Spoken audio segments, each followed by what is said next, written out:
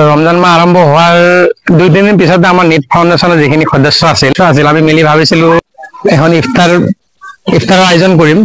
আমি আলাইকুম প্ৰিয় দৰ্শক, আপোনালোক জানে ইছলাম ধৰ্মৰ লোকসকল আজি পবিত্ৰ ৰমজান মাহ চলি আছে। সেই হেতুকে বেচৰকাৰী সংস্থা যাক সহজত NGO বুলি কয় আৰু বিশ্বনাথ নিট ফাউণ্ডেশ্যন আৰু সোৱাগুৰি হুছেইন মাদ্ৰাছাৰ যৌথ সহযোগত আজি ইফতাৰৰ আয়োজন কৰা হৈছে সোৱাগুৰি হুছেইন মাদ্ৰাছা প্ৰাংগণত।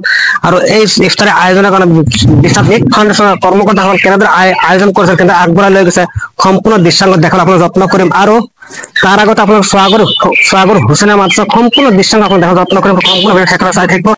এই আপোনাৰ দেখাৰ যত্ন কৰিছো সম্পূৰ্ণকৈ সোৱাগুৰি হুছেইন মাদ্ৰাছাৰ দৃশ্যাংশ চাওক।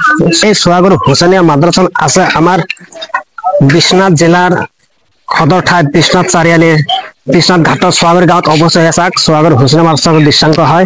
ইয়াতে আজি বিশ্বনাথ নিট ফাউণ্ডেশ্যনৰ ইফতাৰ আয়োজনৰ কাৰ্যসূচী অনুষ্ঠিত কৰা হৈছে। চাওক এয়া সোৱাগুৰি হুছেইন মাদ্ৰাছাৰ দৃশ্যাংশ। দৰ্শকবৃন্দ আপোনালোক আগতে অৱগত কৰিছে NGO তথা বেচৰকাৰী সংস্থা বিশ্বনাথ নিট ফাউণ্ডেশ্যনৰ সহযোগত আজি সোৱাগুৰি হুছেইন মাদ্ৰাছাত ইফতাৰৰ আয়োজন কৰা হৈছে। আৰু চাওক বিশ্বনাথ নিট ফাউণ্ডেশ্যনৰ কৰ্মকৰ্তাসকল কেনেকৈ ইফতাৰৰ বিৰিয়ানী বনাইছে। চাওক কিমান প্ৰচণ্ড ৰ'দত কিমান কষ্ট কৰি নিজৰ ত্যাগ স্বীকাৰ কৰি কোনোবা কিমান নিজে দায়িত্ব পালন হৈ চাওক। দেখা পাইছে চাওক আমাৰ জাবিদুল বিশ্বনাথ নিট ফাউণ্ডেশ্যনৰ সভাপতি হয় আৰু আমাৰ শ্ৰীমদ্দা সমাজকৰ্মী মুজিবুৰ ৰহমান দাদা আমি সবেই একেলগে মিলি ইফতাৰ আয়োজন কৰিছে। চাওক কিমান প্ৰচণ্ড ৰ'দত আমি বিৰিয়ানী বনাইছো। চাওক ইফতাৰ আয়োজন লগভগ 1500 মানুহৰ আয়োজন কৰাইছে। আমি ইয়াত যে ইফতাৰ আয়োজন কৰিছো বিৰিয়ানী বনাইছো 3 কুইণ্টেল চাউলৰ বিৰিয়ানী বনাইছো। কিন্তু এই বিৰিয়ানী বনোৱাৰ মুখ্য অগ্ৰণী ভূমিকা পালন কৰা মুখ্য মানুহ হৈছে আমাৰ এই জ্যেষ্ঠ চবৰে পৰিচিত আলি খুৰা। আপুনি কেই কুইণ্টেল চাউলৰ পোলাও বনাইছে? 3 কুইণ্টেল আছে। 3 কুইণ্টেল চাউল কেই বজাৰ পৰা কাম আৰম্ভ কৰিছে? 9টাৰ পৰা। আৰু কিমান সময় লাগিব সম্পূৰ্ণ বিৰিয়ানী হৈ যাওঁতে? 4টা হ'ব। 4টা বাজি যাব। মুঠতে বিৰিয়ানী ইফতাৰৰ আগত সম্পূৰ্ণ সাজু হৈ উঠিব। একদম ঠিক হয় পুৰা। দেখা পাইছে আমাৰ আলি খুৰা হয় কাৰিকৰ।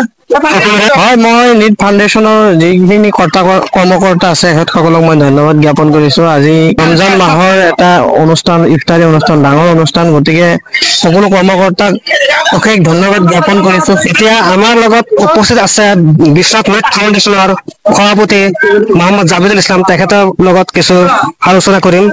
আসসালামু আলাইকুম। আজি বিশ্বনাথ নিট ফাউণ্ডেশ্যনৰ তৰফৰ পৰা আৰু হুছেইনিয়া মাদ্ৰাছাৰ সহযোগত আমি সমূহীয়া ইফতাৰৰ আয়োজন কৰিছো।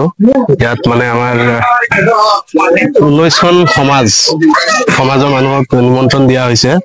আশা কৰো চবে আহিব, আহি পেলাই আমাৰ লগত দোৱাত চামিল হ'ব।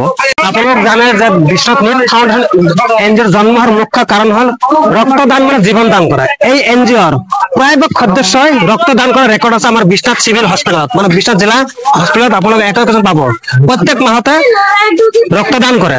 আমাৰ লগত এতিয়া উপস্থিত আছে বিশ্বনাথ নিট ফাউণ্ডেশ্যনৰ সভাপতি আনোৱাৰ হুছেইন ইছলাম ডাঙৰীয়া আৰু সমাজসেৱক বুলি সকলোৱে পৰিচয় আনোৱাৰ ইছলাম ডাঙৰীয়া।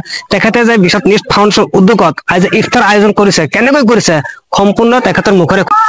এতিয়া ৰমজান মাহ আৰম্ভ হৈছে, আমাৰ পবিত্ৰ ৰমজান মাহ আৰম্ভ হৈছে। তো ৰমজান মাহ আৰম্ভ হোৱাৰ 2-3 দিন পিছতে আমাৰ নিট ফাউণ্ডেশ্যনৰ যিখিনি সদস্য আছিল আমি মিলি ভাবিছিলো এখন ইফতাৰৰ আয়োজন কৰিম। আমি প্ৰায় আজি 10-15 দিনৰ পৰা ভাবি আছিলো আৰু চিন্তা কৰি আছিলো এনে যে আমি এই অঞ্চলৰ আমাৰ কুমলীয়া, সোৱাগুৰি, পানী ভঁৰাল, বলিয়া, গেৰাণী অঞ্চলৰ যিখিনি আমাৰ মানুহ, সেই মানুহক লৈ গোটেই মানুহখিনিক এখন ইফতাৰীৰ আয়োজনৰ ব্যৱস্থা কৰিম। সেই হিচাপত আমি চবে মিলি ল'ৰাবিলাকে মিলি চবে পইচা 2-1 টকাকে যোগাৰ কৰি তাই মিলি আজি ইফতাৰৰ ব্যৱস্থা কৰিম। আমাৰ নিট ফাউণ্ডেশ্যনৰ যিমানখিনি কৰ্মকৰ্তা আছে সকলোৱে নিষ্ঠাৰে ৰক্তদান কৰি আছে আৰু ভৱিষ্যতেও কৰিব বুলি আমি সংকল্পবদ্ধ হৈ আছো। দৰ্শকবৃন্দ, আপোনালোক যিমান সময় বিশ্বনাথ নিট ফাউণ্ডেশ্যন NGOৰ সহযোগত আজি ইফতাৰ আয়োজন কৰা সোৱাগুৰি হুছেইন মাদ্ৰাছা সম্পূৰ্ণ দৃশ্যাংশ যিমান সময় আপোনাৰ দৃশ্যাংশ দেখাৰ যত্ন কৰিলো।